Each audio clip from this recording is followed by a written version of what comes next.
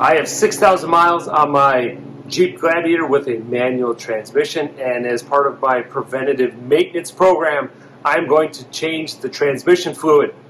I just did the front and rear axle, and I was surprised at the amount of metal shavings and contamination in those fluids. So I'm going to go ahead and do the transmission and transfer case also. In this video, let's do the transmission, get that changed, see how that fluid looks after only 6,000 miles.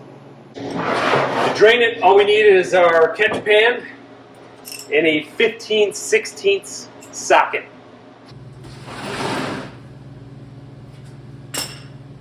Alright, let's hunt under there ourselves and see what we're dealing with. So here is our manual transmission. The drain plug is right here on the bottom.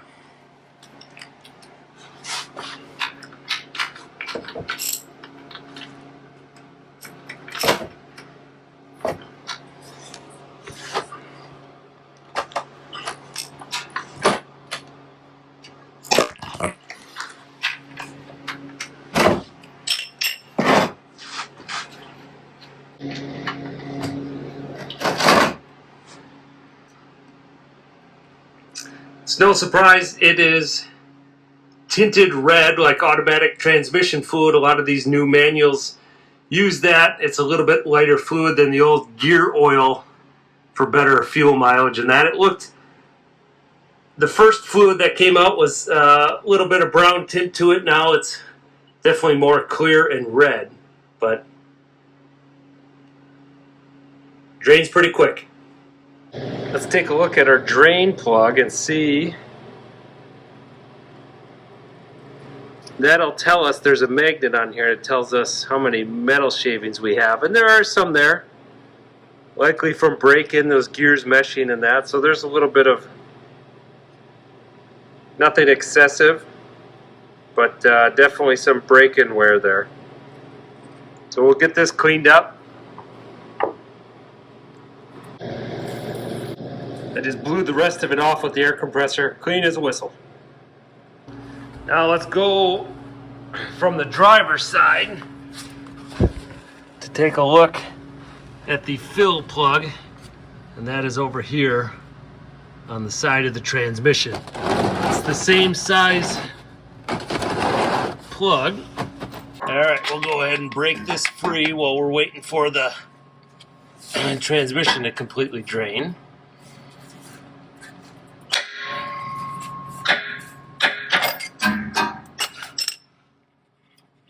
There we go. Obviously that one's nice and clean. Now this transmission is pretty nice. If you're wondering where you're at and where the oil fill is, it says right on here, oil fill. That's pretty neat. That's the first I've seen. The trans is done draining, so we're going to put the drain plug back in. And we're going to torque it to 27 foot-pounds. At the start of one of these fluid changes, I like to use an online resource to verify the type and quantity of fluid that I will need. When I changed the axle lubricant, I used the AMSOIL website.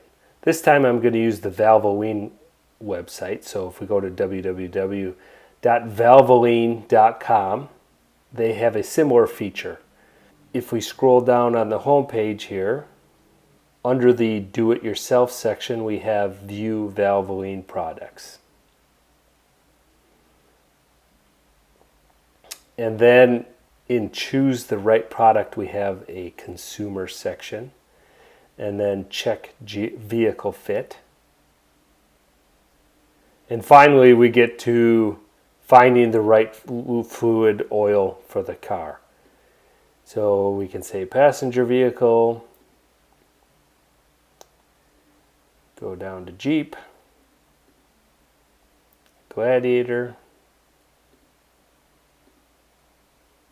mileage, that's just if it recommends a high mileage fluid or not, so that doesn't really matter, I guess. I don't know why they make you do that. But anyway, we choose the 3.6 liter engine and go find my product.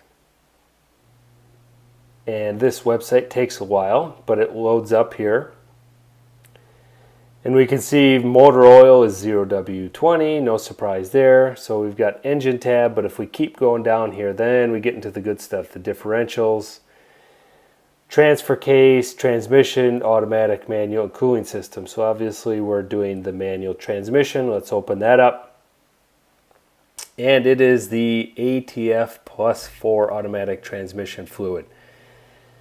So this is an interesting one. This ATF4 basically is a fluid specification that's owned by Chrysler, FCA in this case, which is now Stellantis. So this is a great resource to check what Valvoline product you need, and they're basically available everywhere.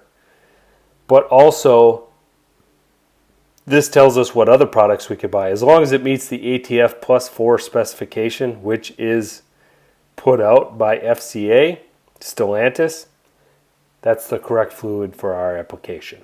According to the Valvoline website, we need ATF+4, which is a trademark of Chrysler. That makes sense. So I went back to the store, returned the multi-vehicle ATF, and they didn't have the Valvoline ATF+4, but they did have the Citco full synthetic ATF+4. So we've got the right stuff now. Let's get it in our transmission. Of course, with these bottles, we can't pour it in. The fill hole is on the side. So what we need to do is pump it in. I got this Auto and Marine gear lube pump quite a few years ago. Very simple device, just screws onto the bottle. With the hose here, we can pump it right where it needs to be. Comes with these different pickup tube lengths. So this is the proper one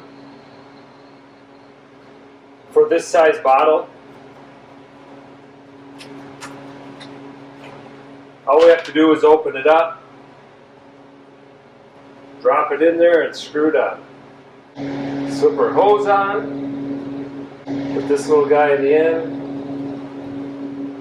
You can see by the red tin I've used this for automatic transmission fluid before.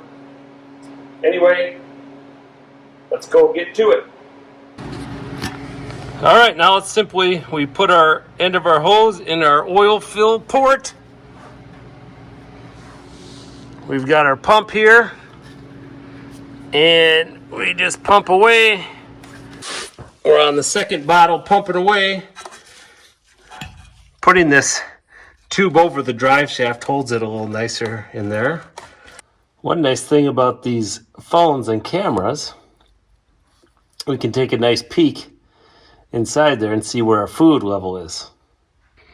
Quart number 3 going in. And you can see our fluid starting to come out, so we are at our level. Wiped it off, we still have just a touch dripping out. So our level should be perfect. We're gonna get our fill plug back in and torque it to 27 foot-pounds.